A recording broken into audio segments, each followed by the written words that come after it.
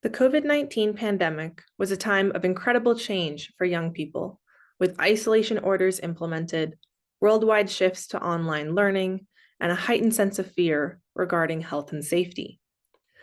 A report released by UNICEF in March of 2021 reported that over 168 million children had been out of the classroom for close to a year. It has been widely suggested that these events have led to changes in child and adolescent mental health, including the rates of hospital visits for mental illness and general well-being.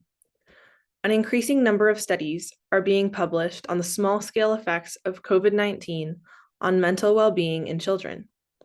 However, there is not a consensus on the scope or severity of these changes, and whether there were specific demographic or methodological factors that influenced the severity of mental health outcomes. Furthermore, it is unclear whether this increase in mental health difficulties has persisted throughout the pandemic. It is critical to understand the broader impact of COVID-19 on youth to best address their needs and create interventions to alleviate negative impacts. Therefore, we conducted a systematic review and meta-analysis of the literature surrounding the extent of changes in the mental health of children and adolescents, both before and during the COVID-19 pandemic. We screened over 7,000 studies from an electronic search to ultimately find 104 studies that met our inclusion criteria. Studies were included if they collected a quantitative measure of mental health in children or adolescents both prior to and during the COVID-19 pandemic.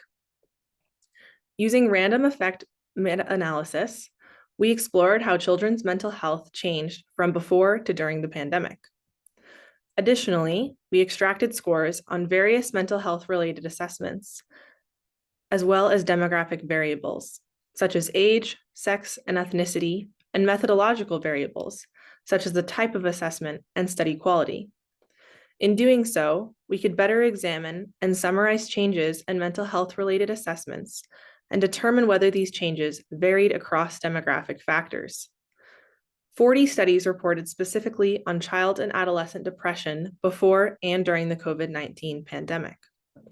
27 studies also reported on anxiety, while 37 studies reported on internalizing problems.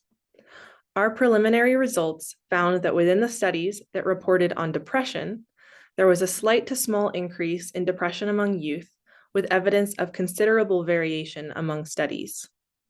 Given the heterogeneity present in the data, a necessary next step for us will be to discover potential moderators and to determine for which populations this increase was more impactful.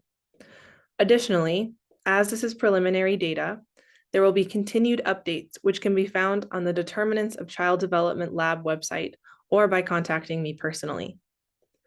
Now that we're starting to see the broader impact of the pandemic on youth, mental health services must continue to expand and adapt to serve the needs of youth, especially regarding telehealth services and other mental health interventions that were in greater demand during the pandemic.